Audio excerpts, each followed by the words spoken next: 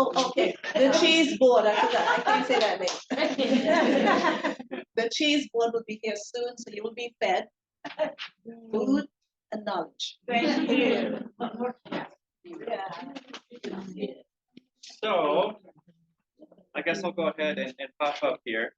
I'm under the impression we want to go over some of the questions that we talked about first and then go into the presentation. I think presentation. Presentation first. All right, of the MLS. Okay. So, briefly, just so I can get a kind of a concept here, has anybody here fiddled around with our MLS before? Okay, so we have a handful of familiar people. Okay. So, with our system, we did recently change our single sign-on dashboard as of last week. So, getting to the MLS is a little bit different than if you've done it before. But hopefully that process went smooth for the most of you. And that screen looks similar to this. Once we click on the MLS matrix button and bring us into our system, this is our MLS. So I teach the rules, regulations, and technology course. I also teach the 3-hour tour. And we kind of jump the difficulty level there. The rules, regs, and tech is more of the beginner base. The 3-hour tour is more meat and potatoes. I do have a goal of doing an advanced tips and tricks course later on. It's just these things weren't established prior to me getting here, so I'm trying to work through the bugs. I don't want to move on from one project into another until it's finished and ready to go. So that's why it takes time. I am just one person, and it's a lot to juggle. There are a lot of daily maintenance tasks. So as I'm doing those things in order to contribute time to the new projects, it's a slow effort, but I'm doing my best. My goal is quality. For anybody that doesn't know, I do have a family member here. His name's Robert Ellis. He's there in the back corner with the red striped plaid. So if you think I look familiar, it's because of the old man over there in the corner. I was an agent prior to me getting this role. I am new to this industry. Outside of being a real estate agent, so I was there for 3 years. I finished my 1 year in this position as of last month. But I, despite me seeming like I'm really good at socializing, and despite me having a degree in theater, I did not do so well with the one-on-ones of real estate. I did not do so well with trying to meet strangers at a bar or a restaurant or on the beach and then talk them into, having to deal with me. What I was good at was learning this system inside and out.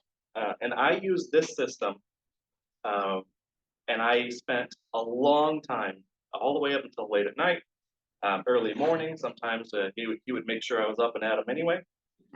But when I was inside this system, I used this system to make me my clients. And so that's the power that I really want to express here today. There is no way I can teach you or show you everything about our system, but what I can show you is how it actually helped me make money, and I think that's kind of what's important to everybody here. So with that being said, we have a ton of tools inside the MLS, but not all of them are needed for your day-to-day, okay? A lot of them are for cool one-off features, for learning your market, for understanding what you're doing, and I can touch up on those things. But what I really want to show you are the key things that I use to help expand upon my business, okay? So, for starters, I'm going to dive right on into the search potential. So let's just say I'm going to search for residential categories. For now, if I hover over search, I have it broken down. We have 6 sections: residential, commercial, farm and ranch, lots and acreage, multifamily, and rental. Now, across all of our cities here in this Southeast Texas region, there are plenty of mixed-use properties, right? Let's say you have a concrete-covered parking lot that you're selling. Is that commercial? Is it lots? Let's say you have a warehouse with an attached apartment living to it. Is it residential? Is it commercial? There are many different ways that you could advertise a property, but you have to pick one in our system. We don't allow more than one category. And the reason for that is to help prevent duplicate information being sent out to people. For example, if I had a client that wanted to find a commercial property that was for commercially zoned land, I would set up two listings. Or two searches. I would set up a search for commercial properties. I would set up a search for lots and acreage. Having used this system a lot, and if you were advanced enough and you had understood how the commercial works and how the lot works, you could do it all in one under cross property and search in more than one category at the same time. But so there's a high skill ceiling to this. And I think that's important. It's easy enough to use if you barely know what you're doing and you're fumbling around, right? I had a person that called me this morning and said, Levi, I just joined. I'm trying to get in here. I don't know what, this is my first MLS ever. I don't know up or down, left from right. And your class is for a couple weeks. And I just sat there with him, walked him through step by step on how to run the basics to get him going. Okay. And so that's how this works. There's simple processes and there's complex processes. And I think the reason why that's important is because the more time you invest, the more you get back out of it. And that's where I'm going with this. So we're going to start with residential. For here, we have a default selection of search tools that are locked in place. You can't accidentally delete them or move them around. These are set in stone. We have our statuses on the left-hand side. We have everything that has to do with location in the middle. And we have some property specifics on the right. Now, this is where this allows you to have your basic knowledge where, okay, I want to look for active listings. I want to look for active listings in Rockport. I want to look for Rockport listings that are active that are 2 to 4 bedrooms. Or let's say I want them to have 3 bathrooms or less. I can do all of those things. But let's say my client is looking for something specific, like they want an above ground. That is not a searchable feature here. However, down below, we have this section called additional fields, add/remove. And if we click this button, let me delete the ones that were previously here, just so I show you. Every single, and I know this is really tiny up here, so you can't really see it, but let me see if I can zoom in here. Every single field that you can make on your listing is searchable here. So obviously, when you're entering in a listing, you can choose that you have an above ground pool. So if I look for, I can scroll down this list, it's alphabetical, and I can look for a long time, or I can start typing in a search bar, and I can find pool type. And I want to bring that on over. So I add it over. It just zoomed me back down. That's fine. So now that I added it over, I can scroll down here. And as you can see, now I have a selectable field. And I can choose, I want to look for properties that have above ground pools. So this system is simple enough for you to use and get going.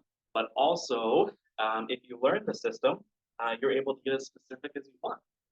There's a lot of cool benefits here, and it really determines what makes or break, how efficient you are is the amount of time invested into the system. And I think it's worth every penny. So, let me see. Can I ask a quick question since Of we're on course. this field? We want to search by subdivision. That was one of the questions on the Yeah. list. So it's bittersweet. In this instance, I cannot have a preset list. So for example, I'm more familiar with Corpus Christi. So with Corpus Christi, I think some familiar terms that we all maybe have heard before, the South Side, or Central City, or North Bay, North Beach. Those are all areas inside Corpus Christi. And you can even expand larger and say Flower Bluff. You got the Padre Island, right? Those are all areas within Corpus Christi. There is not a way for me to specifically just pull those down from a list. And the reason for that is it tends to be an MLS effective measure because we don't want it to be easy for steering purposes. People don't want to, you don't want it to say, I want to search for all properties except Central City. Right? So that's why it's not preordained, but that does not mean that you can't set it up in our system. It's just something that you have to do on your own, and it's not something that we can preset. And it's not that hard. So if I were to jump into the map search, Let me ask you something, because I actually have mine where it's set up with the subdivisions, because I actually asked this question. yeah, And so like, say if I'm in a hurry and I put in Cinnamon Shores, and I'm using this because I did it the other day. Apparently I don't know how to spell cinnamon. So wouldn't come up. So then I just put in CIN. And like, it is easy when they like pre-fill, because I am looking for somebody that they only want in there. They are not looking to purchase anywhere else. And it's not as, it's not like a Google search, right? And unfortunately in this case, it's not like our Navica where I can just put in, I mean, you see what I'm saying? yes, ma'am. Like, why From- doesn't it do that? Like, you have to get it specific. Palmia, like Yeah. if you don't put in, like, I think it's Palmia Beach, like the abbreviation for subdivision, if you put in Palmia Beach, it won't bring it up. You're referring to like predictive text, right? Or autofill, Yeah. right? Where it's, we have a feature that can help with that. Okay, It's just not pre-built. okay, And the reason for that, it's something that I've already pressed on as well to try and get happen. It's just a technological block. It's because as agents, where there's empty fields where agents can manually enter in information, there's no way to search for that. So for example, I guess, without trying to make it more complicated, subdivision name, this is what you're talking about. correct. So we added subdivision name, and now you can search for a subdivision. But as you notice, it's not a drop-down menu. Right. I have to type, which means an agent can misspell it when they make the listing, and I won't find it if I spell it right, or vice versa. Or if you So- just put in a little bit. Right. So if you type cinnamon, or I don't even know if I'm spelling it right. So if I were to type cinnamon, I have 0 matches. However, let me see if this works. It did not work. So let's see. I've tried that too. I'm like, Jonesy, I'm trying this. Well, let me do this a different way. Because that's where it really got me, because I was like, y'all are advanced in a lot of areas, but in that I'm like, for us here, especially, we do have people that do want, you know, I have somebody that will not go anywhere but Key Lake Road, you know? Yeah. So let me jump in. I am now in the input. I'm skipping around, and I don't expect you to follow along. I'm just trying to find where I might enter the subdivision name. So it'd be right here. They would have to enter in a subdivision name, and because it's not a drop-down menu, because the drop-down menu would consist of every subdivision in our entire system, and we encompass, we only have 6 counties that we have official jurisdiction over, but we allow any listing in the state of Texas. So that list would be an unimaginable list, so it has to be a type. So now that it's a type, we have to assume that they're going to do everything correctly. Cinnamon Shores, is it Cinnamon Shores one word? Did they put in the space? They had 3 N's. So that's where it gets a little complicated there with the current subdivision name search. I was hoping the asterisk would be able to fill it in, but it really depends on whoever made the listing, if they put it in there. So it's possible, and I don't want to pull up that person's listing or go investigate that at this time, but it's possible that if there's a Cinnamon Shores listing that it might not pop up in that. I just typed in Pelican Cove and one property It did? came up. Yeah, In the subdivision? Pelican Grove? Oh. Cove. Yeah. Perfect. So it popped up one property, and that means that agent put Pelican Cove, spelled it that way in their input in that listing And then for the subdivision. in the subdivision. But that auto-populates from the tax. From the very beginning, everybody listing. That's optional, and it can. So we'll get there. There's different phases also. So Pelican Cove. I was gonna say phase 1 two. and phase 2. Yeah. So if you put in phase 1 or 2, I would have show different. It can. So there is in my opinion, and I know exactly what you guys are asking, and this goes back to the high skill ceiling of the system. I think there's better ways to accomplish what you're looking to do. And our system allows you to do that. The system lets you try and do things however way you like to do it. So this is one method, and it's not the method that I would prefer.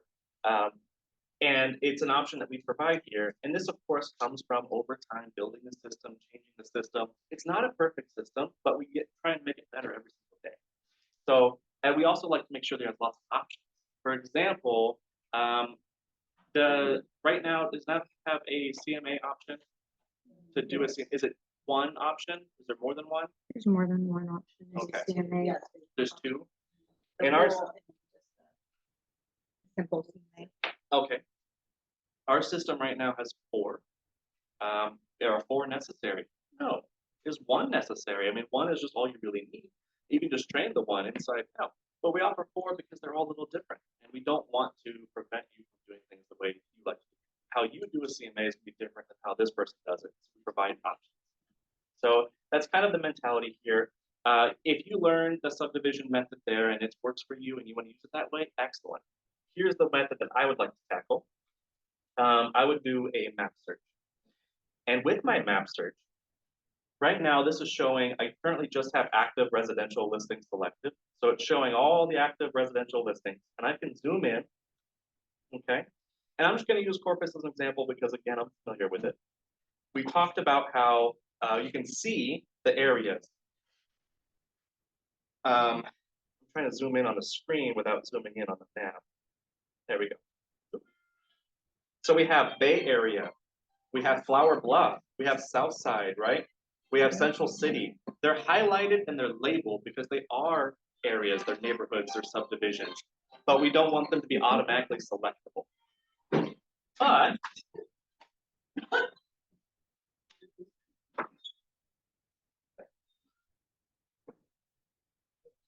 let me get out of here. Yeah, I'm right here. We do that. Yeah.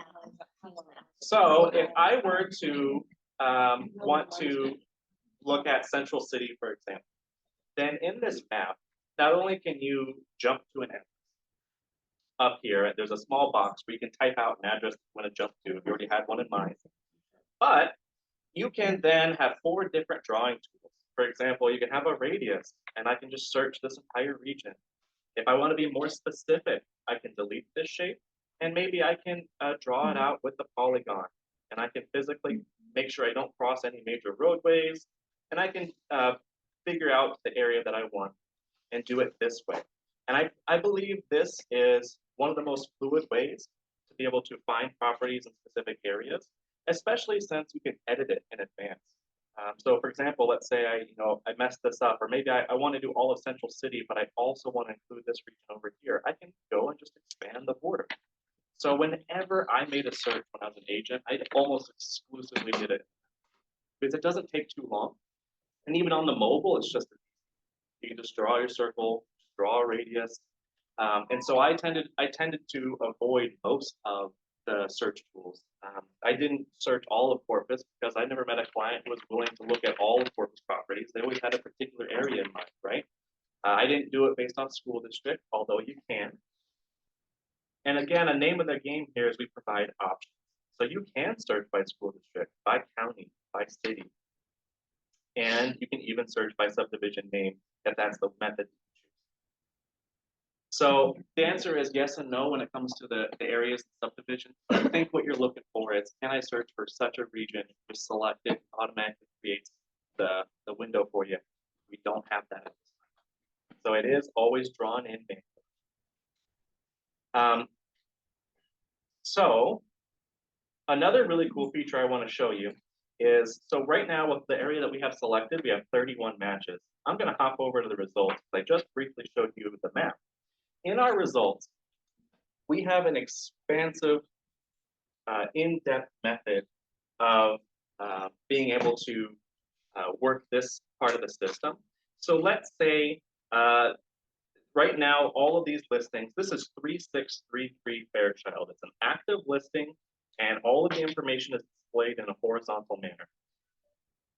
Well, I can change that. There's a display drop down up here, and I can change it into a full view. I can change it into a single line with photos. So this is going to provide a front photo of everything. I can go in here and say, I want to see these listings as if my client would. What do they look like? Here it is, and it takes out all of the agent-specific information. From here, I can right click and print them. I can go down here. There's a whole bunch of action bars at the bottom. I can print them. Okay, I can line up. Let's do this in a cleaner way. Let's say, hypothetically, that my client likes these 3 listings. So I can select these 3 listings. I schedule my showing, and I can go ahead and hit the directions button, and it will actually create a chart and line up directions that I can print hand to my clients. Here you go. This is the path we're taking. So there's a lot of really cool, unique features here that you don't have to use, but they're options. We have one CMA here. We have Cloud CMA. Has anybody used Cloud CMA? It's a third-party product that's very in-depth. We have Quick CMA. That's one of my favorites, my go-tos personally. And then let's say this 3633 Fairchild. Let's say this listing is the subject property. And I want to do a CMA on it to determine how much my client, I should suggest advertising in an offer, right? So if I want to do a CMA to determine how much we should put in an offer, well, on the listing itself, there's a view comparable properties button at the top. This is our 4th and newest CMA that we just recently added. And this lets you be able to begin the process of doing a CMA based off of distance. Okay. You can do distance. I can hit the find more comparables button. And I can start change the specifics around a little bit. I can narrow down the map. I can change the statuses I want for the CMA. I can even narrow it down to size limits, bedrooms, and it will automatically just pull the information for me without me having to manually sort it through. So there's some really cool features that we have for the CMA. And then you can view your report. And that doesn't even stop there. When I click view report, it's going to make a PDF of everything that I already established. And so let's say it's just using the information that was preordained. Then it go ahead and it creates the report and it compiles all the data. Yes. So for the record, my expertise was memorizing, entire books and performing them on stage, not improvising an entire lecture. Reading the words and memorizing them versus coming up with them and speaking them are very different. So here's an example of what the report would look like, and it breaks it down as well. It's just as easy as a click of a button. Now, I think everybody here knows that there's no such thing as an easy CMA. There's a lot of work that needs to go into it. I just wanted to show you how easy that process was. And you can even, when you do your view comparable, find more comparables, you can save that as well inside the system to have the parameters that you want that you use on a regular basis. And you can even, when you hit create CMA, instead of view report, you can edit it further. What pages do you want? Just like Cloud CMA. What pages do you want? What do you want? Cover report, cover sheet, how detailed you want it to be, etc. So our searching is really smooth and easy in my experience. I found I've always been happy with the auto emails that I was able to set up. So that's another feature. Does Navica have that? I believe they do, right? Where you can just have an auto email criteria, something fits criteria and shoots it out. So that's built into the system. You can also email the listing. You can click on showing time and schedule a showing. So I know that I don't want to go too much into showing time because that is a third-party product. And so I can talk about the products that we have, but we do have individual trainings for these things. So once a month, we are hosting a training for every product, and we're going to recycle them. So in March, Relist. This month was Supra. Next month is Showing Time. In June is Cloud CMA. And then we're going to start recycling them as well. So with Showing Time, I do know that they have a major update that's coming out, and it's going to be right around the time of our training. So I definitely can't talk about those things. But let's say this listing, let's say I like it. If I want to use Showing Time, I go ahead and click on Schedule a Showing. And it automatically puts in my information here, my email, my phone number, and I can schedule a single showing, or I can add it to a cart and schedule a slew all at once, right? I can change who the showing agent is, but I don't want to go further because it will start notifying the agent. But if I schedule a showing, it'll pop up a calendar and show me when they're, what the available slots are, and I just select it. It sends my request. Then the showing agent gets a pop-up that says, "Do you want to approve it? It's at 2 o'clock tomorrow. Is that good?" Yes, no. When you have a listing, let me go ahead and just go to input. And I'm gonna pull up a listing that I was just playing around with. It's a rough draft. Obviously, it's not filled with any information. But if I have a listing, I can manage the showing time individually on all of them. Let me zoom in here so you see that. So I can manage the showing time. And this lets me be able to set up all the restrictions. Do I want an appointment? Do I want them to text me? Do I want it to only be email? Do I want to disable showing time on this list? Do I want to enable it only for these time windows? All of that is customizable. And you can even set it up as a default. So if you have a whole system in place that how you like to operate as an agent, you can have that as the default showing time settings every single listing that you do. So on the left-hand side is a bunch of drop-down menus, feedback options, agent setups. I've actually, just last week, I was at the RESO conference in San Antonio, and I actually met with Carrie, who is the lead person of showing time, and I've had lengthy conversations with her. It's a pretty amazing system. The things that they're going to come up with in the future are going to be even better. So I wanted to just briefly touch on that. Some of the other products we have up here is a tax menu. Now this goes back to, I'm sorry what your name was in the back that you mentioned when you auto-populate a listing? Yeah, right. Okay. Cindy. Cindy? Cindy, all right. So when you go to make a listing, I am now in the input section, and I'm gonna make a new listing. And I can choose what category am I gonna put my listing in. So even though I know there's a lot of mixed properties like we've talked about before, but let's say I decide, all right, I think this property would best be advertised in the residential category. So I'm gonna go residential listing input. I have 3 options here, and I'm gonna try and zoom in. I wish I brought a mouse. So the 3 options I have here by default is I can fill from the realist tax, I can start with a blank listing, or fill from cross property. So start with a blank listing is obvious, completely empty listing. Fill from cross property means that I can make a new listing that pulls all of the data from a different listing. Now, as a security measure, it doesn't let you pull data from listings that you weren't a part of. So it only pulls, let's say I listed this property in commercial and it's not doing as well as I wanted it to, but it could go in commercial or residential. Well, I can make a new listing, transfer everything over from commercial to residential, and then we can be in contact with Levi and we'll get that other listing taken out. So that's how we do that, handle that. And it prevents you from doing a lot of extra work. The other side of the coin is, well, let's say you have 6 identical lots right next to each other. They're all the same except different unit numbers or different lot numbers.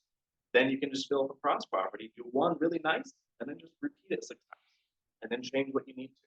So there's a lot of cool information there. But what was mentioned by Cindy in the back there was the realist tax. You can pull from county records. So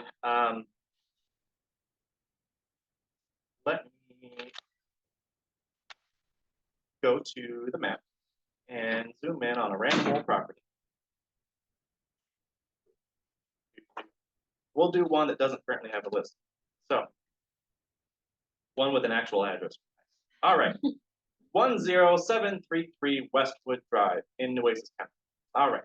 So if I go to the input and I do a new listing and I do residential, I'm going to fill from the realist. We know it's in Nueces. It was 10377 Westwood. Westwood. Let's hit search. Did I do it right? You could do it Ramsey County. Of course I did it wrong. Boom, there it is. So then it pulls up the record and I can hit fill.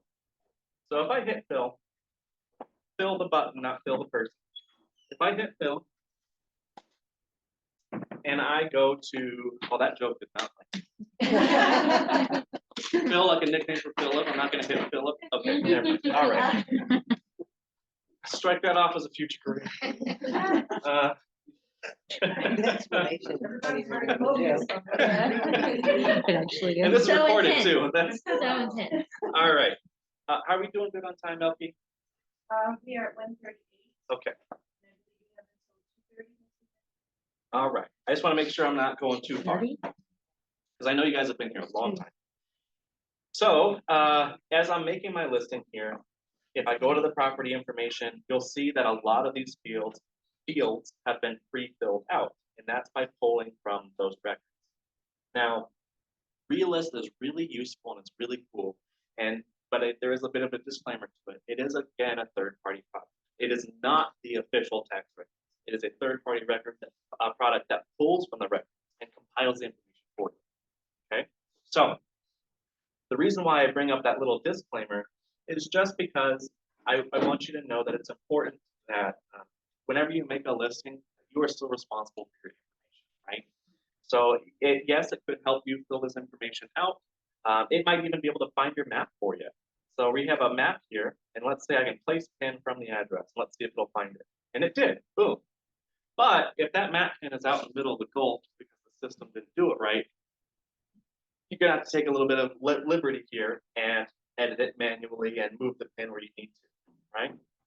And that's another major benefit that I really like about this system, is there's a lot of manual fixing you can do if something isn't going the way you want it. So I can promise that majority of the calls I get every day are people that are just looking for, Levi, how do I do this? Levi, can you show me a faster way of doing this?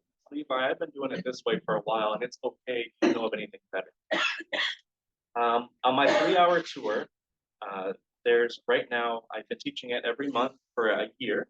And in that 3-hour tour, there's been 2 people so far that have at least taken it 4 times.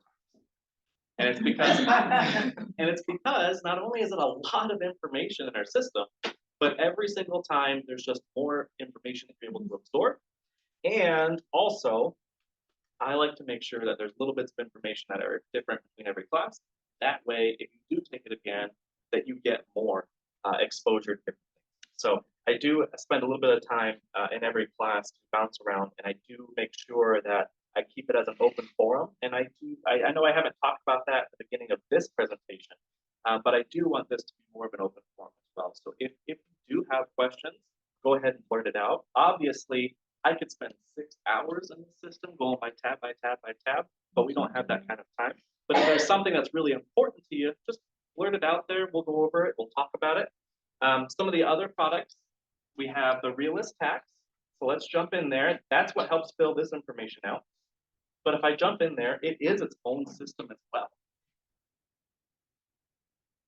So because it pulls from tax records, it should have quite a bit of information even over in Rockwell. So let's go down here.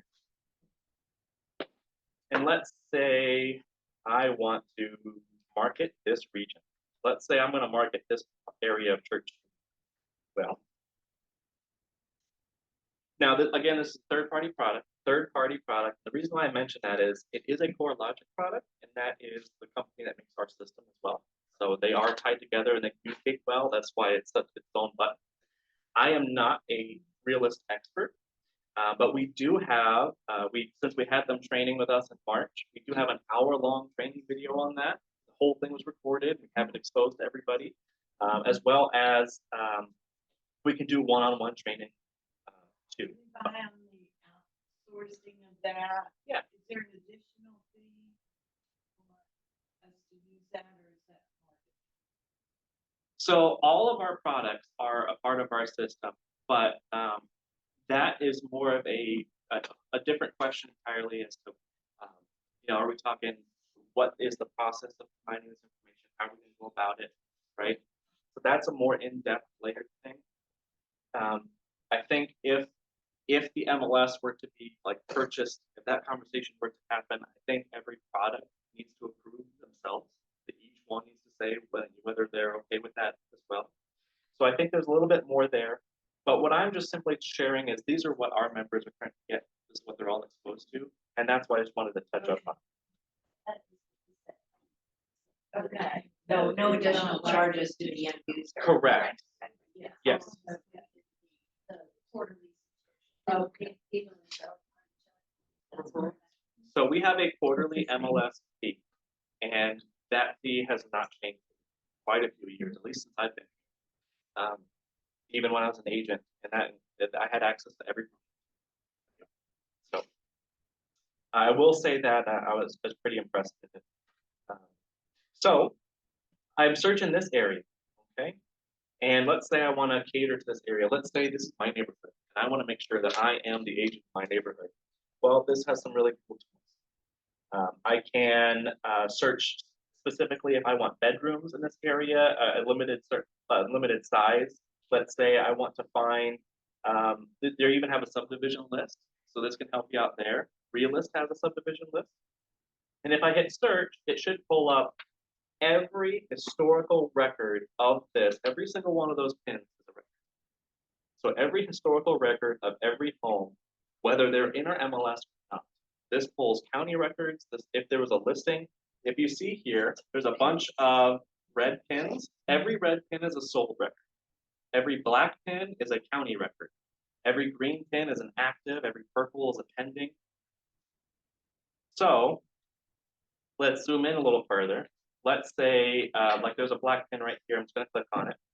It shows the owner, it shows the tax ID, the beds, the baths, the sales price, the sales date, and I can even pull up a report of that information. This is based off of every 6 months. It pulls a massive amount of data at once. And so that's why I also wanted to throw out that word of disclaimer, is because let's say I sold a property and the ownership changed. Well, it's not going to immediately appear there. It's going to take some time. But I didn't even say I had any back. Like, no information. so, and that's because this is a black pin I clicked on, and the black pin has never been put in our MLS.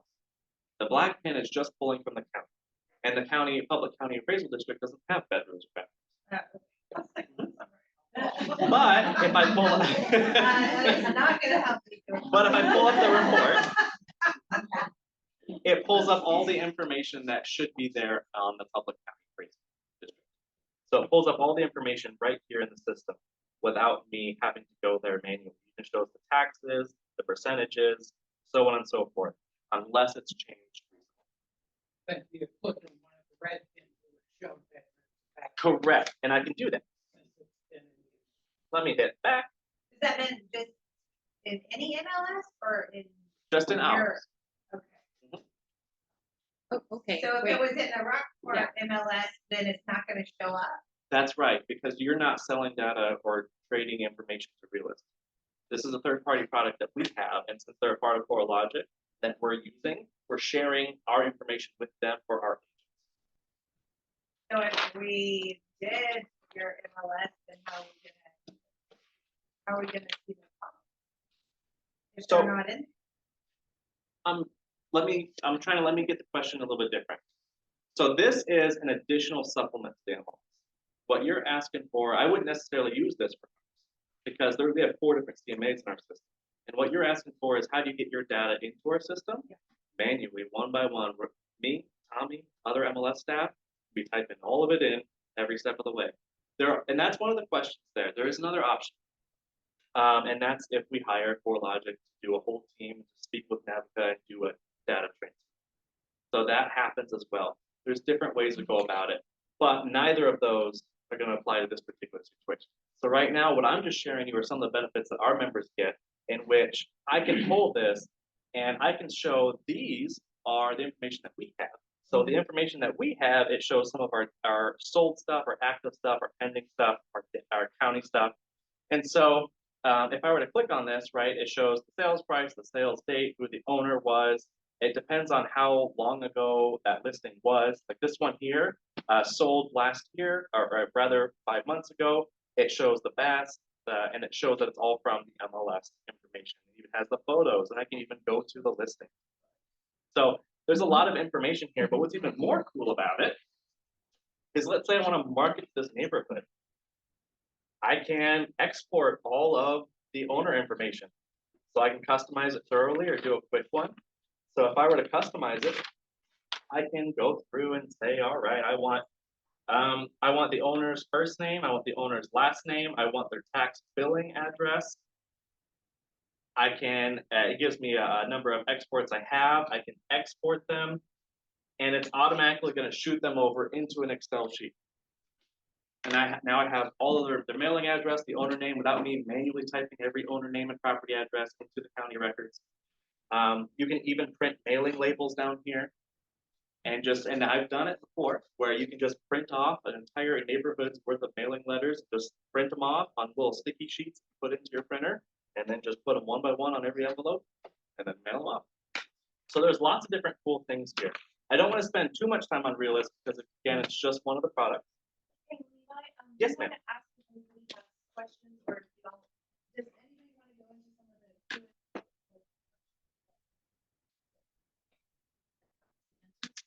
I think so, but I'd like to ask one question because our last presentation had about the floodplain. Yeah, And I'd like to see what y'all have on that, if you have the overlay. we sure do. So, in this example, I'm just gonna go to search. Like I'm searching for a property. And if I go to residential or wherever, I'm gonna pull up the map. And inside this map, I can zoom in. And let's say, because you want to zoom in a little bit because that's a lot of information all over the map. So let's zoom into something more reasonable, right? Like this neighborhood, this area. Let's say this property right here is our house, right there in the middle. Up here is where I mentioned that you can jump to an address, and over here is where you can have your tools to select a region. But there's a tab here called layers. And if I click on layers, I can look at flood zones. Tells me what floodplain it's in. I can even click on neighborhood, and it can outline the neighborhoods for me. I can click on school district. It can tell me which area my school is in. So there's a ton of amazing features. Let me get a little contradictory here, or controversial here. I can sort by zip code. I'm going to change the view of the map from satellite to what Google Maps has, just because it's easier to see on the eyes. And I'm going to zoom out a little bit. And right now it's showing all the listings. I don't want to see so many things right now. So let me see if I can make it to where nothing's going to pop up real quick. There we go, only 22. Perfect. So let me zoom back in. Zip codes. Everyone sees all those blue lines where the zip codes are? So this is really nice because I know there's a lot of paid leads in which you have to choose your location. What areas are you going to pay for, so on and so forth. Well, how do I know if an area is worth it to me? Well, here's all the zip codes. Now I can go back and say, well, how many active listings are there right now in that area? Let's find out. If I go to the map, you can see that 78419 doesn't have anything. But if I go to 78417, there's only a handful versus 78412, it has all of these. So there are some pretty amazing tools here. I'm kind of lost on that house and where the floodplain was. I didn't Oh, get it. let's zoom in. Let's go back there.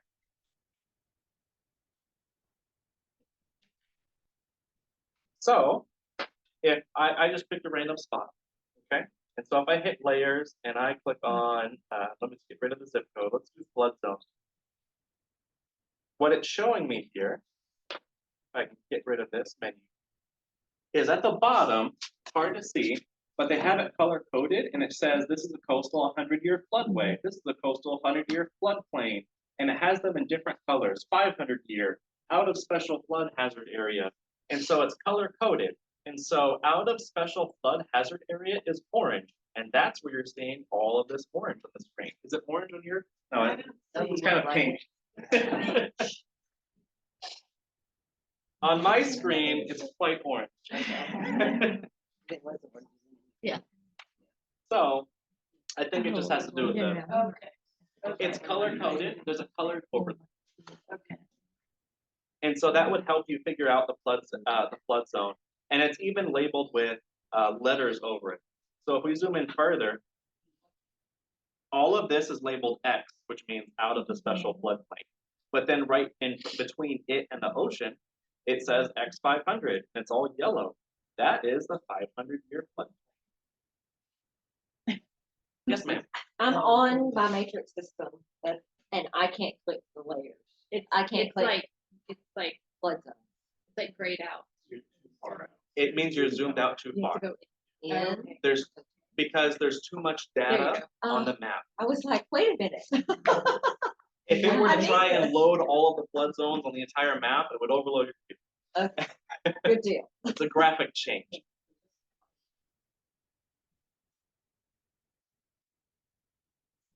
What else we got? Our list of. We sent you a list. Yes, ma'am. Yeah. We got 3 pages of them. Yeah, come on. Better start. All right, Okay, what do you want to go into? sure. Okay. All right. So, quick question, is this FEMA, like, is this drawn from FEMA map? It is. Is it in, like, on the last one, we could pay for a report for like $20 and it was insurable. Do y'all have that too? Or So is this insurable and included? you can pay per report. Okay, That's still 100% in it. okay. Let me pull up a property. So I'm pulling up a property. I'm gonna go to the tax record, or the realist tax. And they have flood map. So on every property, by the way, I just want to point this out.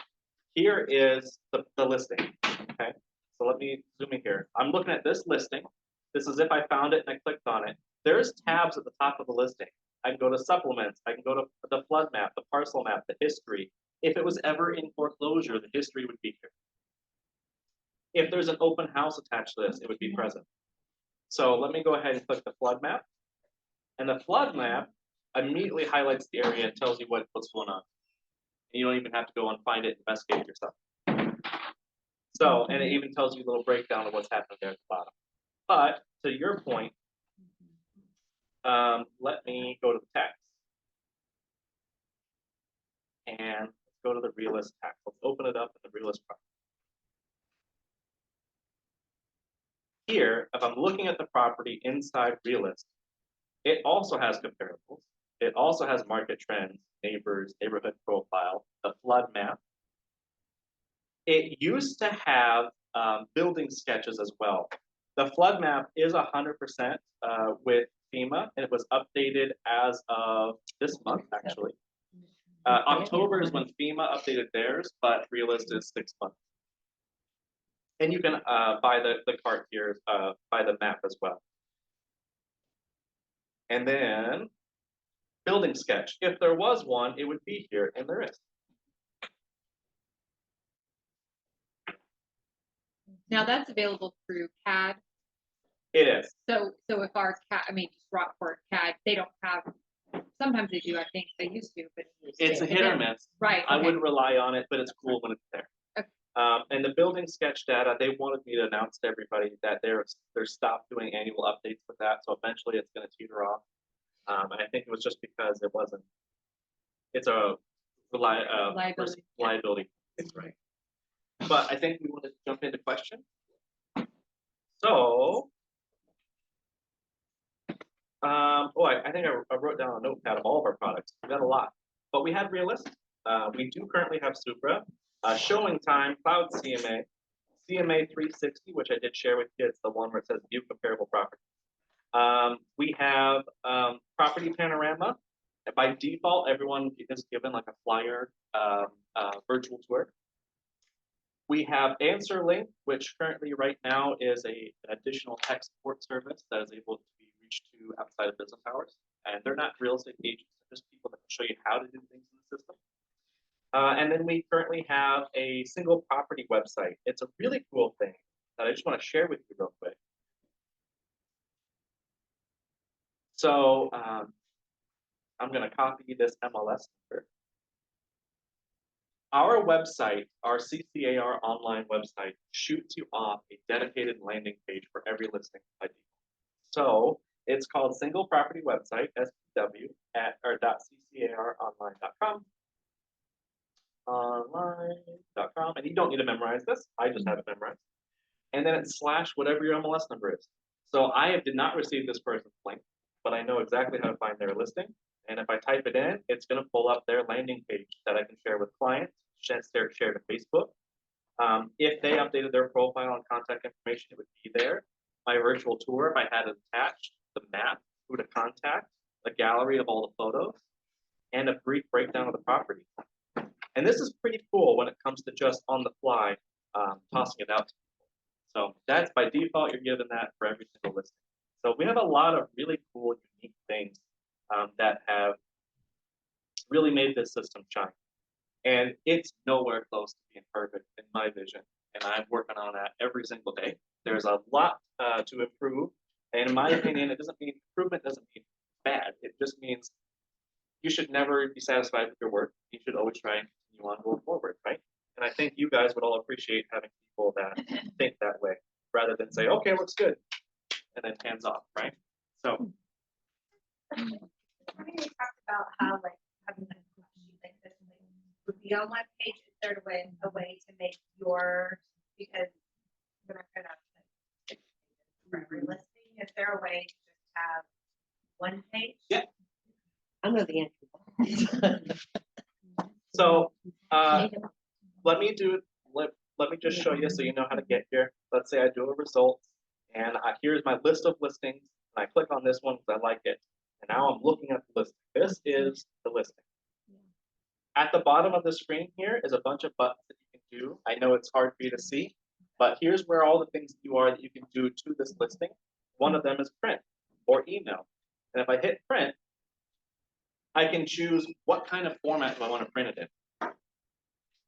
So let's just do the normal one, and we'll do print to PDF.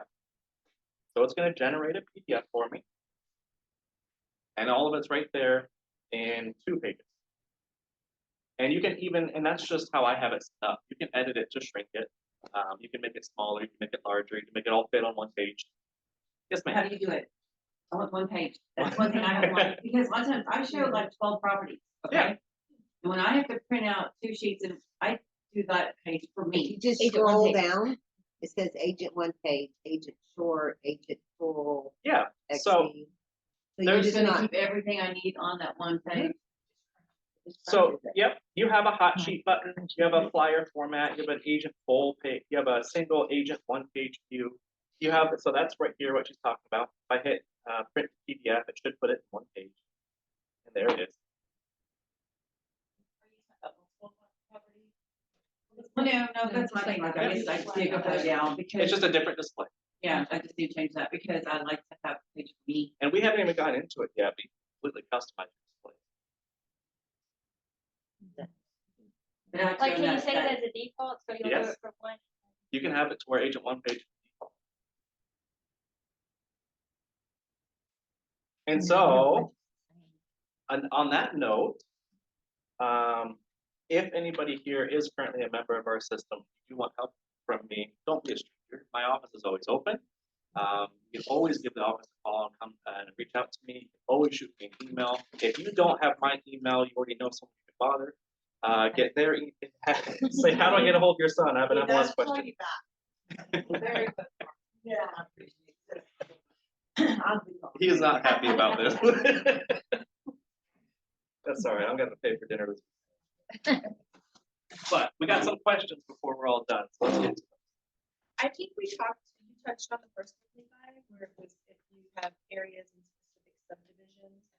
So we went over that and kind of showed you how you can pull the information that you need. One thing I will say is that we just received approval to renew the showing time contract with some new products that are coming online. And that actually gives you the opportunity to search by what they are calling areas. And then you can also pull some market data, like quickly.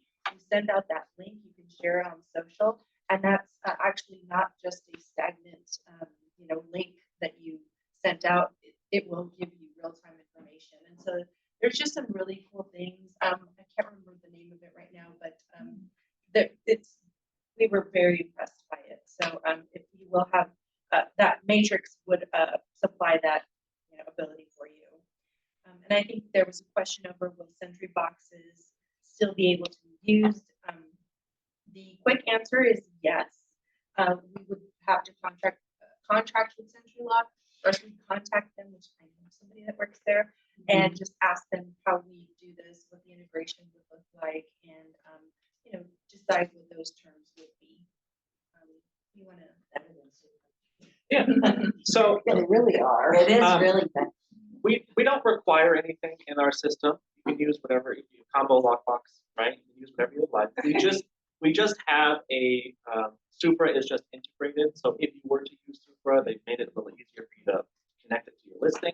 And that's really it. And we sell them in our office. But this doesn't mean anything can't happen with Century Lock. It's just not prominently used in our areas. We haven't had that discussion. I mean, it's hard to show property over there. Yeah. Yeah. It's easy here because they can Oh, just yeah. come and give them a 1-day code for the Century Box.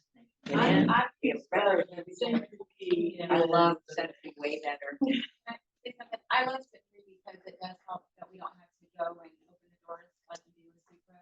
I do have Supra boxes and I use Century. However, I listed a property and we had a showing immediately and I was headed over to go put my box on the door that I sent the agent, the purpose agent, a 1-day code. I got to the property and the buyers were there and they're like, under agent. And I was like, okay. So I was like, well, and they go, can you open it? The agent talked to her, yeah, I'm on my way. And I said, okay, she's like, I'm not far. Yeah, if you want to load me in. I was like, okay, well, I'll load me in, but I'm going to wait for you to get here. She never showed up, never had any intentions of showing up. She was sending them the 1-day code. Oh, no. So, got to be careful giving these 1-day codes to agents because it's not always to the agent. No, that's a really bad. She didn't get a I called her Yeah, no, broker sure. and I let Yeah. her know She needs to change the it was insurance. Yeah. it was not, yeah, it was not. So that's the one that I bought because my boss is there. I don't have to. Yes, Yeah, okay, we're sidetracked on that. We need to. go on. If the decision is made, the question was, you talked about a data transfer. And how many years that of sales data on different properties will you go back? Because I was told this morning, that was one of the pluses for the history of the property. Is one of the things that they mentioned in the narrative. So how many years back? I mean, I know appraisers need X amount of years back to have that history to put that on. And your lead time. Yeah. You want How me to take long that it one? takes. Yes.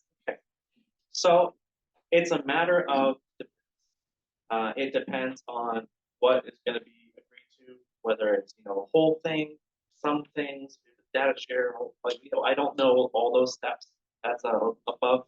But whatever is agreed to there, the next steps would be, how long does it go back? Well, if it's a paid transfer of information, like hire CoreLogic to do it, then that would be, we want all of it. All of it would come over because I'm not the one typing it in one by one. But if it were to be manual, there's not a set required time. That's something that's completely negotiable. It's just however long we go back is however long how many more I gotta take. And how fast do you think you could get them in? I am so think fast. that's gonna be. Thousands. Seriously, I think that would be a real challenge if you think that you can actually type them all. I mean, just be I mean, downloaded realistically, I mean, I think that in my mind, it seems silly that you would even consider that when technology does. Well, and So- does it include expired? I mean, is it just active and sold? So we have to determine that, right? Because All of that is expired determined. is important. Right. All of, even the offline data is important because it ties into CMA of, So there's if it's a, ever been listed even, before, right? without trying to get into the weeds, but just to show why it's not so simple, right? It is just because not every field in Navica is one-to-one with the matrix, right? We have to determine if we're going to bring some of those fields over. If we want to incorporate those fields, then how do we handle the ones we already have, right? So there's a little bit of give and take there that has to be discussed and talked about. But then once that's been established, it's not necessarily easy to transfer it over because as we saw with the show of hands here earlier, there's a lot of data that's in both. So then we have to figure out which one's the real one, which one's the accurate one. Which one, if let's say somebody entered sold it, or they sold out a property in both MLSs, which history goes over. So all of it needs to be manually reviewed. It is a hard process. As for how long it goes, I can tell you that we're not going to just wing it. It's going to be something we got to create a process, establish the process, and then make it work efficiently on our behalf. So are you saying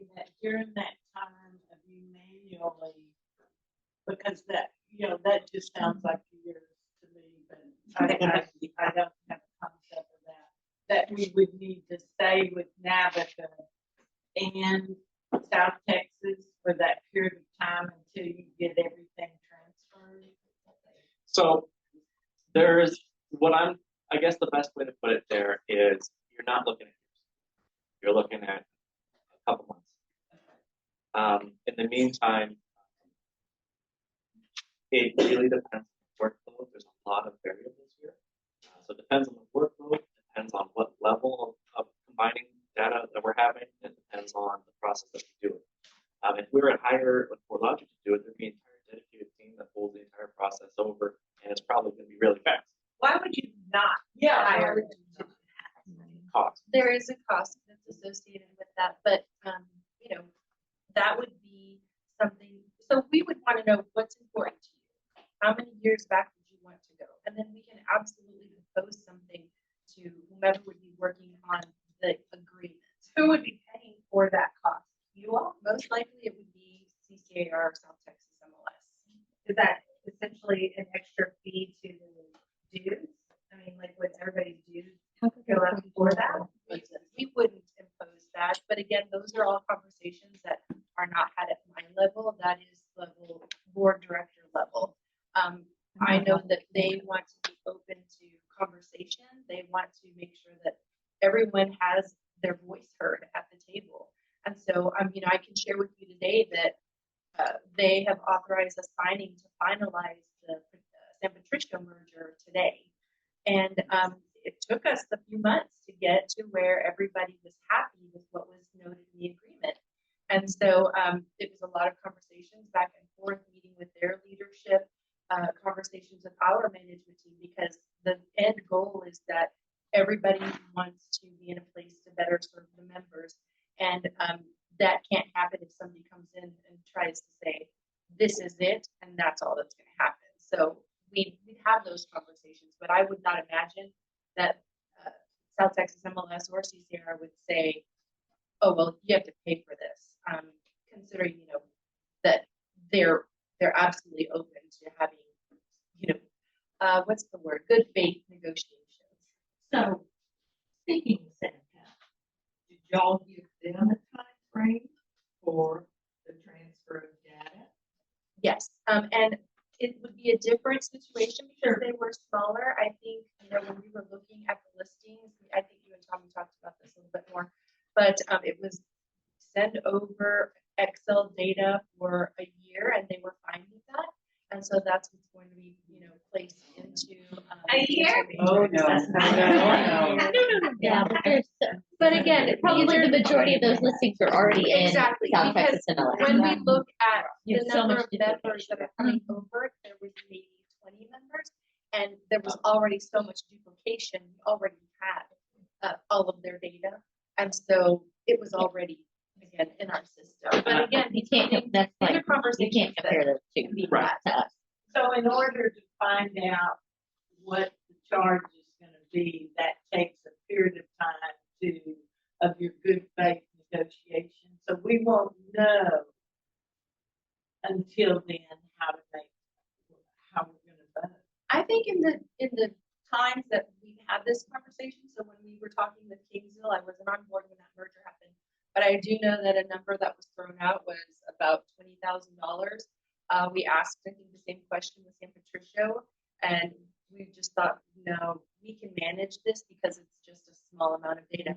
But if we're looking at records upon records upon records, we absolutely want to talk to the Board of Governors to, discuss what that kind of investment could bring to both parties. And I also want to throw out there that let's just say the information, it's been agreed to, it's all the net been done. It's not like you guys are going to be out of access for a period of time. What's going to happen is we're going to try to make the data information and the uploading happen in advance prior to the end of your contract. Right? So that's part of the process. We wouldn't want to wait until the contract is over and then you guys just don't have a system in place. I thought y'all buy out. It would still operate though. Yeah, we Not- still be. We would part still of that. operate on Navica until things were done. Right. Okay, the NAMCA said this morning about the NAR suggestion that different MLSs just share Reciprocal. with each other, and they're more and more going toward that, so that South Texas can see all of NAMCA stuff, NAMCA can see all their stuff. You still would have your compensation agreement. For example, if I'm a member of both, so I do both. So if I sell something, I can also list something in Corpus. But if somebody on NAVCA only was a member here, they could still see all the stuff there, but they wouldn't be able to list anything there, input anything there, because they're not members there, and also would be subject to the compensation agreement between each party. What are your feelings on that? That is coming down the pike. NAR is suggesting that everybody do that. He called it a one-time Reciprocal is sign it, one-time One-time sign. sign. An SSO Do you all do that with reciprocal. anyone else? No, right now we don't. There are conversations just across the industry because, you know, our industry is under attack. The Department of Justice is saying that the way that the business is operating is harming consumers. And everything that we do to put out to the consumer is we are pro-competition. We are for consumers. We're here because, you know, the experts, right, are the ones that can advocate for their clients. And so all of our messaging that we put out on our consumer campaigns is solely centered around that. And then just to show the value of using the realtor, that's where all of our messaging starts. But again, the conversations are, you know, should there be a statewide MLS where everybody pays one fee and pulls into that? You know, and then there's the National Association of Realtors that is encouraging that MLSs, you know, think about how they're going to be pro-consumer. So those conversations are far from us. You know, one of the pillars of our strategic plan, one of the strategic initiatives is to talk to larger organizations to say, what are y'all doing? What could y'all, you know, do for us? Because we have to face the reality that if the Department of Justice makes a decision that really kind of encroaches on the way the business is practiced, we still have to find a way for y'all to serve your clients. And so nothing is firm and nothing is set scheduled, but those are the things that we have in our sights. We have to have open conversations over how are we best going to serve the consumer and be the resource for them that they need, so that it isn't seen that, you know, this is a predatory industry, which it's not. You know, I know that everyone here follows a code of ethics or here to serve their clients, and no one's doing any dirty business. At least, you know, I can say for the majority of our members, right? But we have to have those conversations. We have to think about what this is going to look like, what our industry is going to look like in the next 5, 10, 15 years. So while we don't do any reciprocal agreements right now, you know, I did have a conversation with the Omni MLS. They're out of Mexico, and they are making agreements and having reciprocal agreements with different countries. And he showed me the way the system looks, and you would log into Matrix and you would be able to click on Omni MLS, and then you would be able to see everything that they have.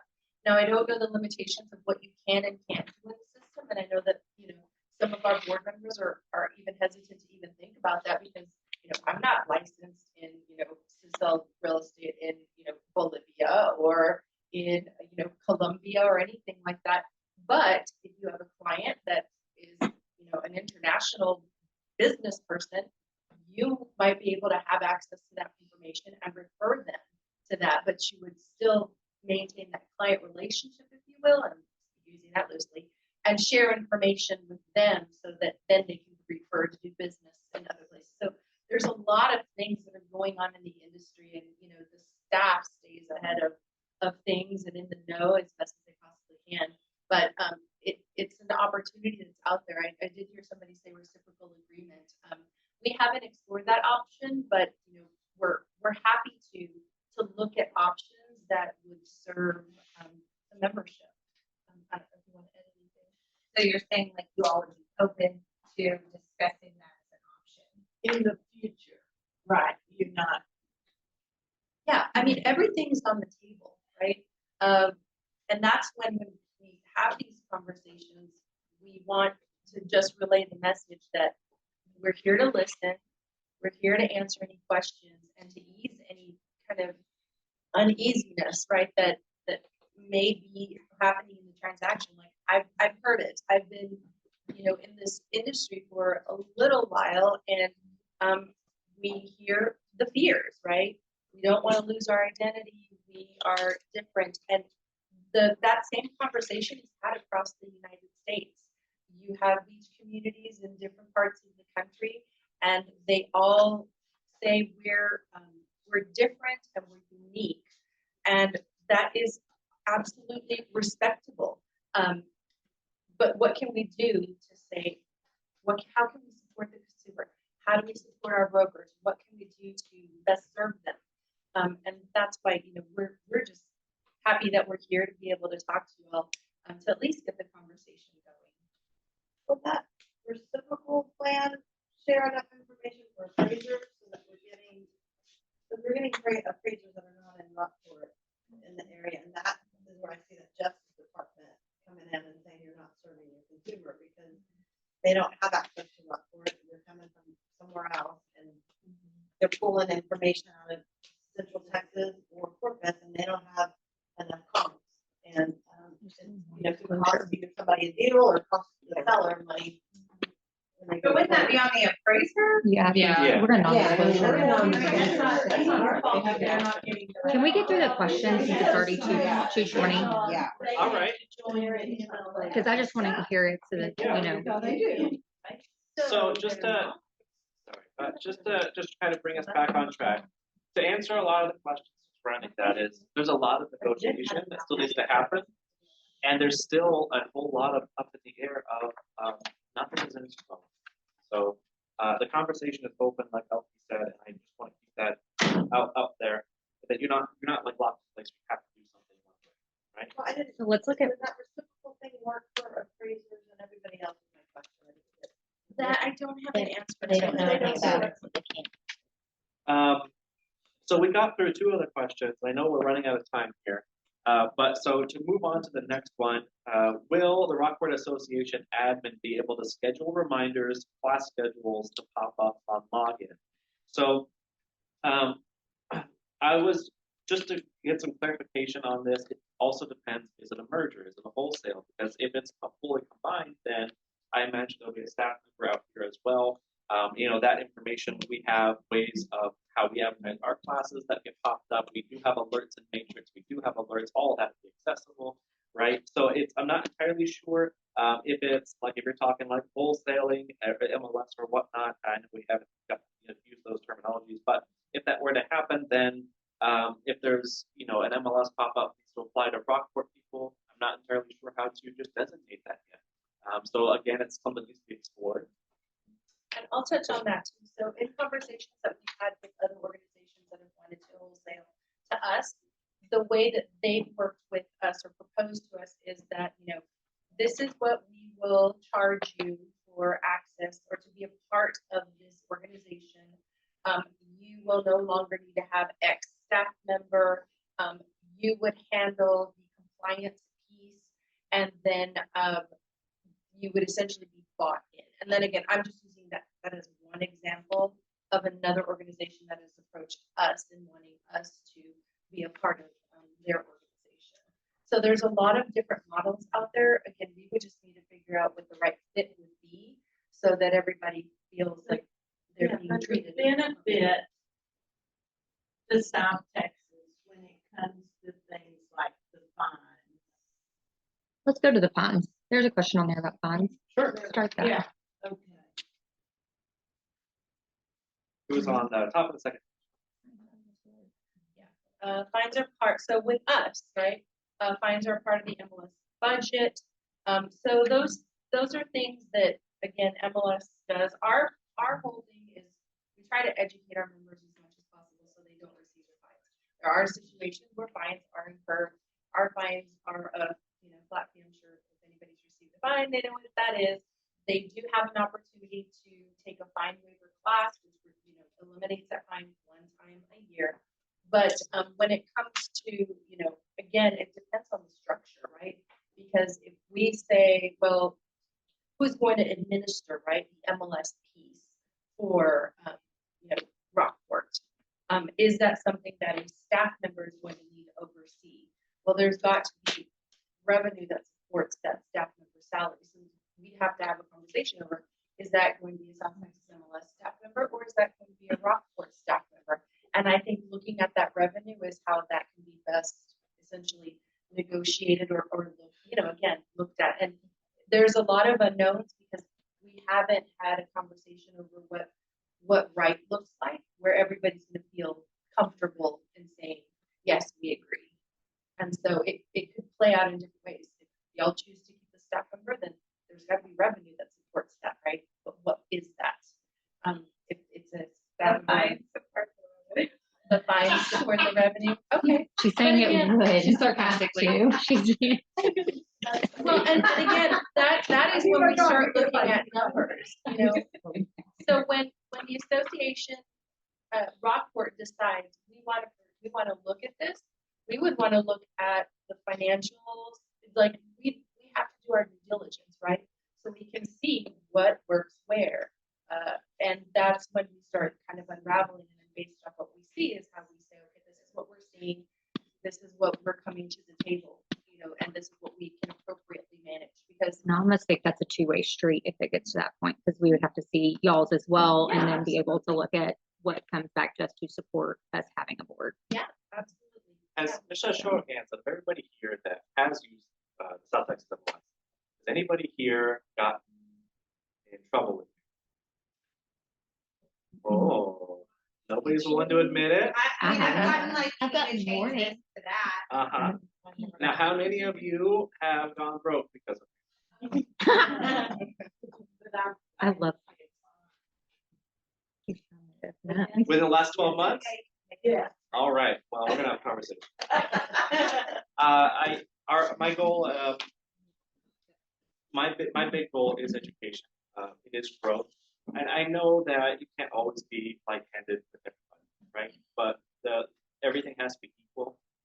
I invented the rules, regs, and tech class to make sure that every single person that gets MLS access, assistants have to take the class. MLS only members have to take the class. Any person that gets MLS access, I don't care if you're licensed, I don't care if you're not, if you're there working, helping input listings for somebody else, you need to take the course, learn the rules, learn how the system works. So I implemented that. That's going to start seeing dramatic improvements. I've been doing broker outreach. I've been trying to physically go out to people's offices twice a month. It's been my goal since I started. And I go and talk about everything that has happened, where we're going, where we want to be, the immediate changes that are happening, right? Products that are coming in. We're doing the product trainings every single month. We had 2 different avenues of communication out to people. And I'm still working on trying to create an additional class. I revamped all of our paperwork that we send out to agents as members regarding summary tables. Here's some examples of why you might have gotten this message in this morning and this so on. Yes, ma'am. That's wonderful, but we have a lot of questions. Yeah, I'm like, we need to- I think all that's wonderful I stuff. can and get you through can the next really real busy. quick. The app will be upgraded, so Matrix also will have a new interface as well. We're kind of in the queue for that. That would be in summer, but the Go MLS app that we have, we've already signed, or I've gotten approval to sign the agreement to have the new MLS Touch. MLS Touch app. So that's going to be. Can we see a full-time sample of that? Like, is there any way that you can provide some Do they have any insight demos? that's gonna, I didn't bring something. no, No, not like, can you today. send it Just to can you send, just so we can see, because the interface right now is terrifying. So The Go MLS. the one that we're currently using, Yeah, I've that's noticed that there that's are sunsetting tons of completely. issues. Yeah, Okay, good. that is in its life cycle. Good to at hear. the end. Good. That is really good. to And hear. Tommy, I don't know. So Tommy's not here. I don't know if you've met her yet, but she's my direct boss. She's wonderful. She's from Nebraska. She is very adamant about giving a lot of education in advance prior to a new product. So I believe was MLS Touch approved? They Finalized? signed, yeah, they did Okay. not sign. They said, yes, I can sign. So within multiple months prior to July or whenever it's coming out, sometime this summer, we will already start going out advertising, talking about what it's gonna change, what's gonna look like. Here are some of the things you can do. Probably get a training in there from CoreLogic themselves. So all of that will be, you're not gonna be just brought up on you, all of a sudden the app's gone and now you got a new one. So that's a big goal of mine as well. And then jumping on to the next one, will regular on-site training be available in Rockport?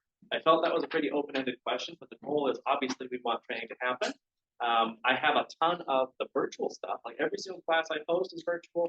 I make sure that no matter where you are, you're able to attend. The broker outreaches, I'll still make my way out here, of course. If there is a Rockport employee that's here, that's working with us, then I will either train them or they'll be able to provide education as well. We'll have communication that way. So all those things are up to grabs. There's no way that, I guess the way I read this is, are you going to abandon us? No. That's exactly what we were asking in that question. I mean, it is only me and Tommy right now, but ideally this would bring in a third as well. And then I think we answered the fines. What is the flexibility of changes when deemed necessary to the input dialogues of Matrix? Like, let's use the subdivision as an example. Yeah. Like, I think it would actually honestly be helpful. And so that would be something if we had to bring like our MLS committee meets and they go, we're noticing that this is a need for ours. How easy?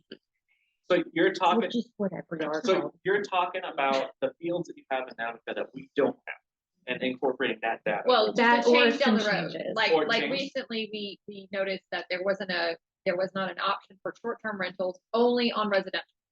It Yeah. wasn't on land, it wasn't on development, it wasn't on anything. So we So if we came said- across that with y'all. we Yeah. requested a change. There was no board approval. There was no governing factor. We just, as a board or a MLS committee, said, "Hey, this is necessary." We made the change.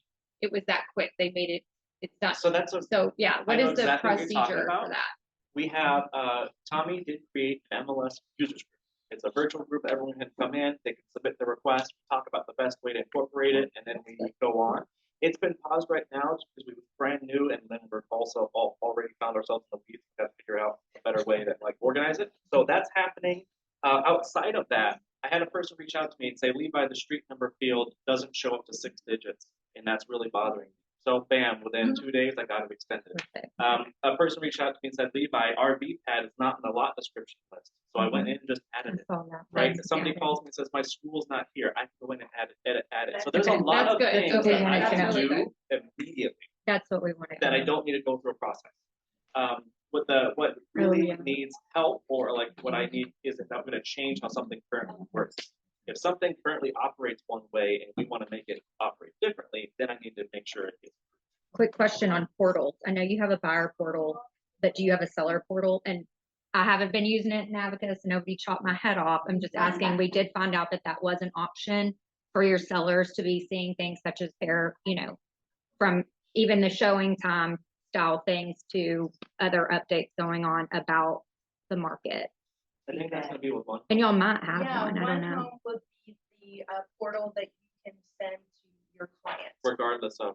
Is it like a Buyer, app? seller. Like, so right now we have the app and then we can share the same app with our clients and they Right. can use it It's as the buyers. client facing. Yeah. Yeah. Okay, great. Okay, so y'all do. Okay. And that is, well, and that's a feature that we're bringing It's, online. so it's not online right now, but it's going to be available later. It's I want a question too. This is something that's an issue. When something goes under option, it disappears from all the websites. Just gone. Zillow. It's just gone. So people don't see it anymore, even though a lot of times we know it comes back out of option, goes back on again. Do yours, because I noticed it says option, but it still comes up on a search, but what about all the websites? Does it go off until it So- goes under contract? No, it That's- says contingent. So Does that's it- a great question. But does it go onto the websites though? So to put it in a different light there, Zillow, Realtor.com, Homes.com, all these different websites have their own requirements of what they allow and what's going to be portrayed. So I can't control those. What I can control is what we send out, and they can choose to accept. And so some of the information that gets sent out for Zillow and such, it's usually just the current active listings that are available and present. If it's under contract, that's considered technically off market in their eyes because somebody can't submit an offer to get accepted. So there are backups, I know, but that is, I believe right Just an now, that is something interface. that's still over the top. But what about just options? I mean. It's still under contract. That's an interfacing thing that you'd have to work out with a Okay, third good. party and not, Okay. no MLS Well, system what that's I gonna was be on our wondering if- side. If we were able to. Yeah, it's somehow never gonna be put on our it side. Somewhere where it would stay on. Yeah, no, that's interfacing. I And until know they there open was- that up. I'm sorry. I know there was a question over for Warren. So right now, the way we're structured is only CCAR members have access to for Warren. It is not a subscriber benefit. So that could be again something that is a conversation that's brought to the table as well. And then, because there's merger wholesale and then data share too. So that would just again be part of the things that are negotiated, that could be negotiated. The question of buying out the Navica contract, again, nothing is off the table. So that's just a conversation that question would be answered, just sitting at the table.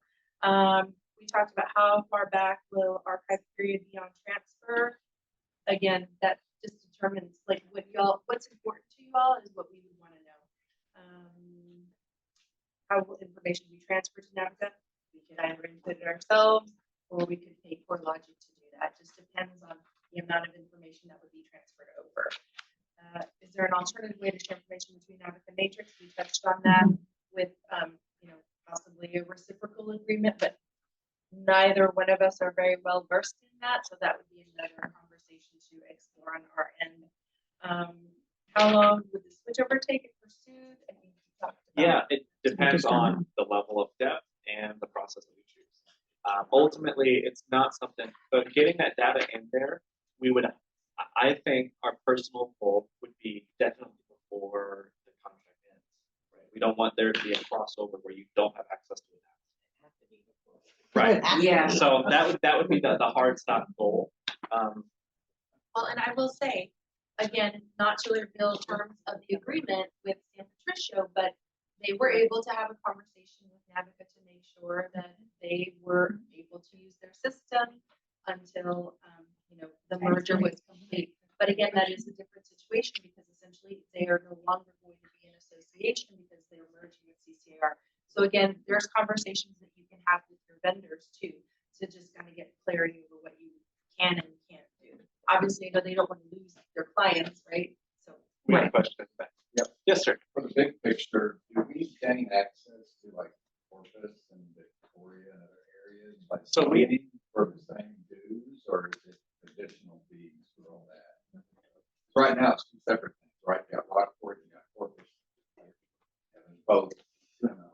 So the what do South, they give us?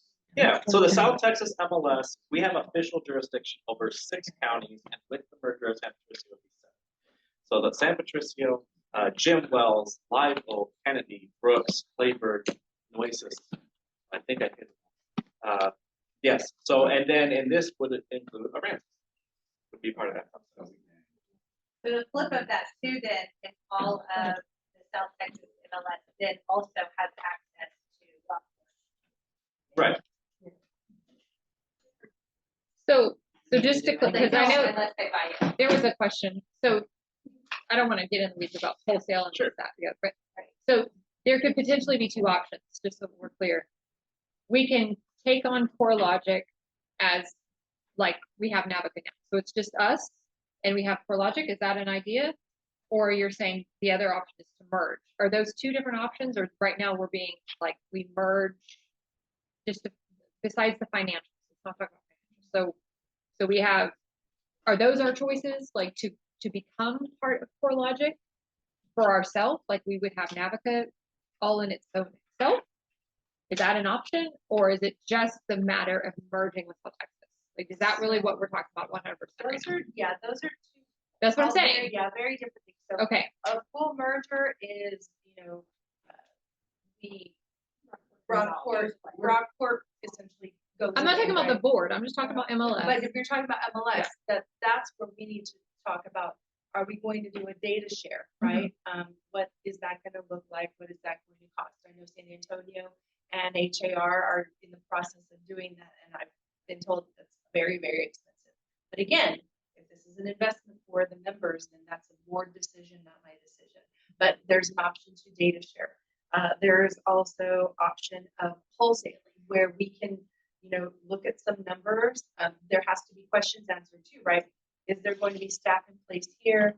Is South Texas MLS going to absorb, all of the compliance piece of it, issuing the fines? Are there going to be, one set of rules, two set of rules, and like, how are we going to manage that? And these are the things that our accounting firm was asking me. How are those numbers going to be entered in our system, Tangilla? And how are they going to bill for MLS access? So there's a lot of things that need to be looked at, and those are all the little things and the details that, again, when we have an answer on direction that y'all would like to pursue, then we can get to work on that. But there are options on the table. Again, full merger, wholesaling MLS to Rockport, which you would use and purchase Matrix from us, and then we'd have to define, if their association benefits that maybe can go with that or not, what you would be getting with the wholesale. But I would imagine that anything that belongs to South Texas is what you would get to, right? And then the other part, which again is new to all of us, is the reciprocal agreement, where you stay on Navica, we stay on Matrix, but we don't know what that would look like with regard to items. We're just trying, I think that one of the questions is just kind of what we got on a governing situation, like what we do gain or lose.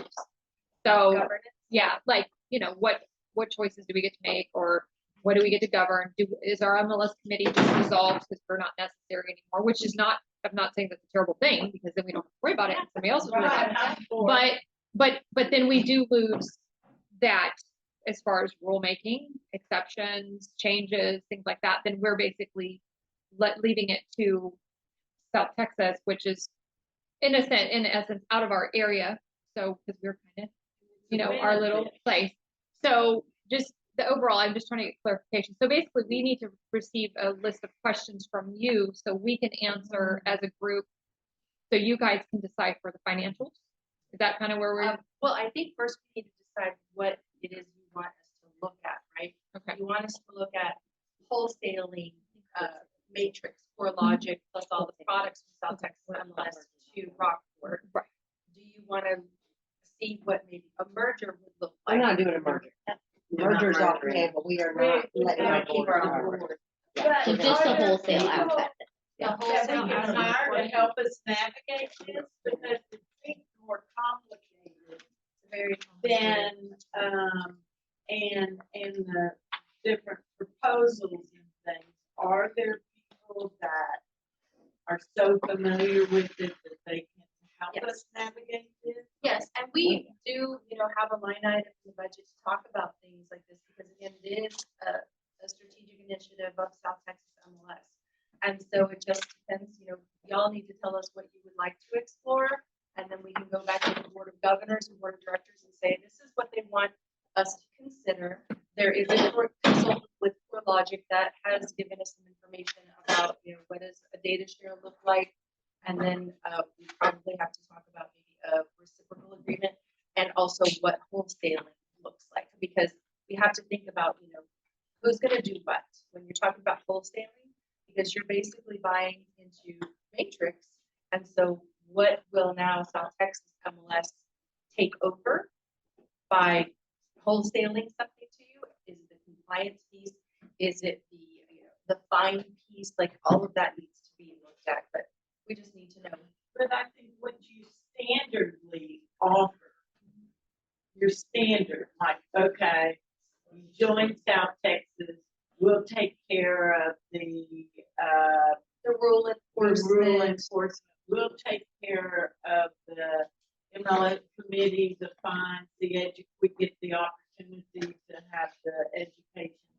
So I think that's what, now I'm confused, because there's all kinds of different on the data sheet. Do we really want to get into that, or do we just want to hear what benefits are for joining South Texas without getting into all the So, terrific?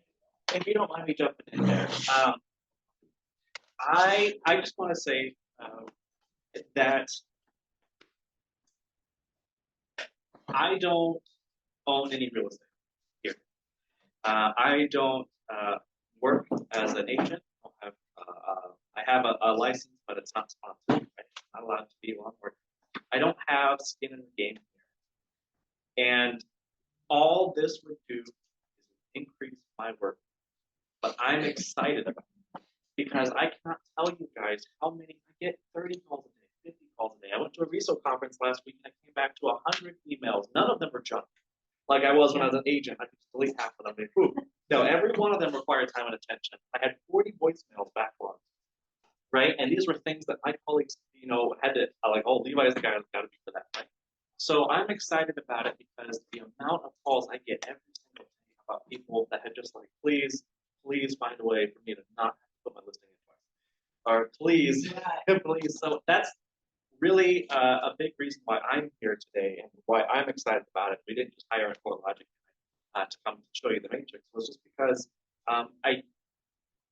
I only hear the people that complain, right? Nobody calls me and says, Levi, you're amazing. That's it. Right?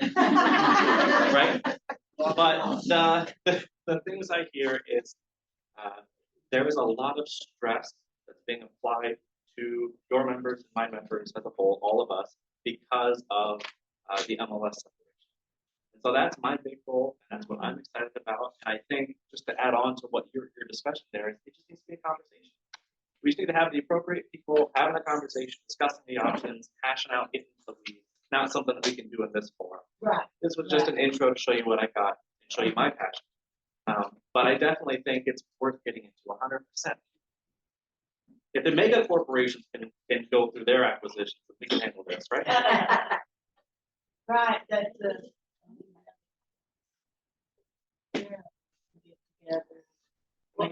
Years ago, when I first joined Corpus MLS, it was mandatory that we had to take a class before we could even use the Corpus MLS.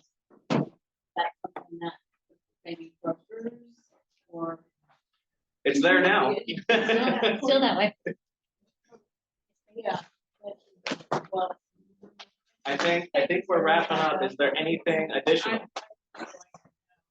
I really thank you all. Thank you very much. Yeah.